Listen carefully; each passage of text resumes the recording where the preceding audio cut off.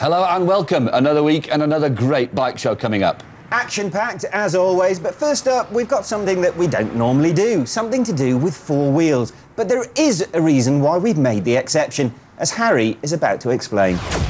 This is Brian Baragwanath. Now, his ambition is greater than probably most of ours because he is intending to do the Dakar Rally in 2015. Brian, thanks for joining us.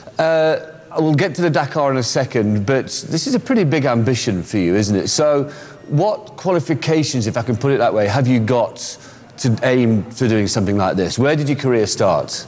Well, it pretty much started from when I was 11 years old, started racing quads and got into the motocross scene, started doing motocross, and it was a family thing. We used to go away every weekend, go to races. I grew up in Petersburg, so we used to race between Petersburg, Hoedspruit, Alkmaar, there where they had the motocross GP once. And, you know, from there, it's just been getting more and more involved into the off-road racing. Always on four wheels, though? Always been on four wheels. Yeah. So I've been racing the National Offroad Championship since I was 16 years old. Okay. I'm currently 26 now.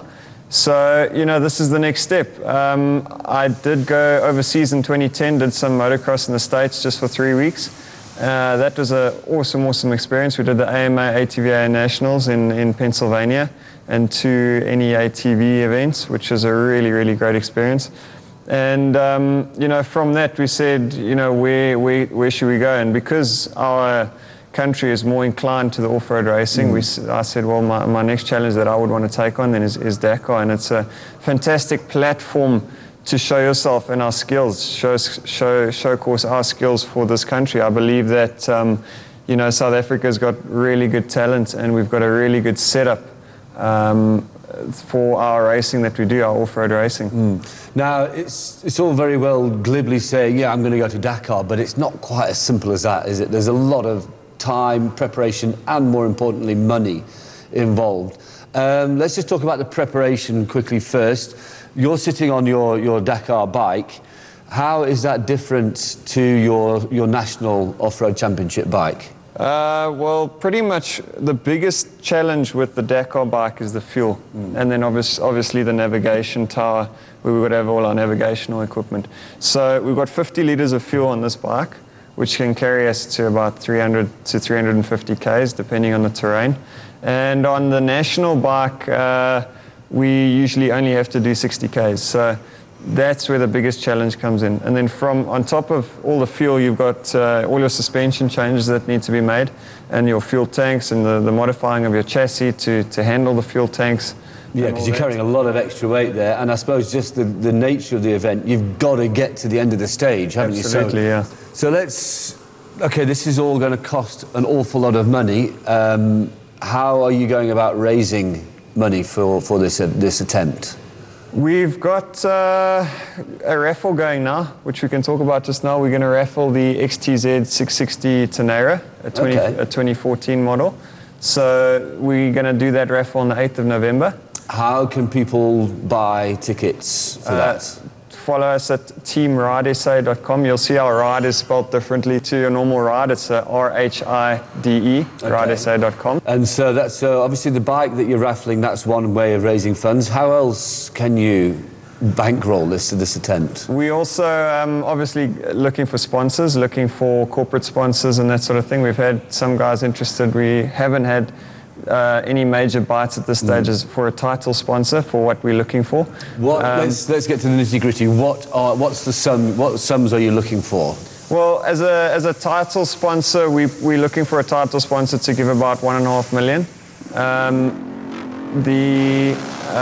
Our entire budget is sitting at about $2.5 million, and that is considerably laid back for the first attempt. You know, we're really going with just what we need. We're not going Hollywood style. We're doing what we need to get there. Yeah. And but we really believe that if Team Ridesa can do well this first event, we want to carry it through. We want it to become a legacy that Team Ridesa takes South Africa's best riders. Hopefully next year we'll take a two-wheeler as well. Okay. And in the future we can take the riders from South Africa as a home-built team on be it whatever brand, and make a success of Dakar. Look, obviously you're race fit because you're racing, you know, in the national series here, but the Dakar's another step up. How are you going to prepare, both physically and mentally, to take on that? Because it's, what, 13 days, isn't it? Yeah. I mean, that's...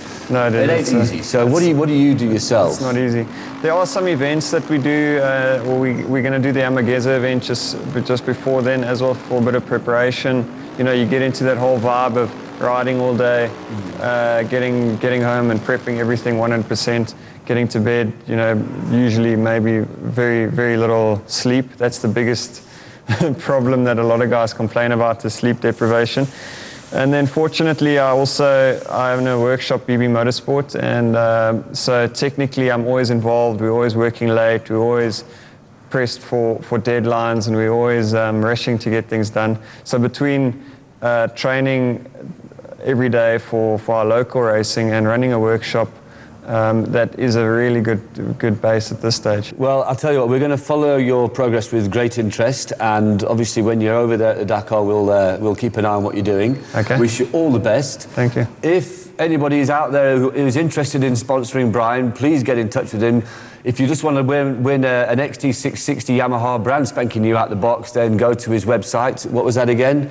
teamridesa.com. teamridesa.com, and that's ride with an H. Yeah. And give this guy all the support you can, because he definitely deserves it. Absolutely, and with Dakar, you'll ever see that it's one of the biggest international sporting events in the world. There's a viewership of up to 1 billion viewers, and we want to win our category. It's great exposure for any companies that want to get involved. Fantastic. Well, good luck, Brian. Thank you. Well, he seems like a very nice chap, doesn't he? But Harry, to do what he wants to do, he's got to have a screw loose, doesn't he? I think he's got several screws loose, actually, but he's got balls the size of melons. So, which you have to have. I mean, fair play to the guy. It's something I would never consider doing, but he's putting his life on the line, basically. Life on the line, yes, basically, and he's going for it. And he seems quite keen to raise some money. Did you pick that up? I got the hint, I think, yeah. Yeah, look, I mean, it's not a cheap undertaking. You look at 2-3 million rand. Wow. You know, and and with the possibility that you might not even get through day one, having spent all that money. So, fair play, he needs all the help he can get. Well, I do think he's got a genuine chance of winning it, so there's enough of you out there. Get your wallets out and help the lad make South Africans proud. And talking of proudly South African, we come back after the break with Harry looking at a very good South African product.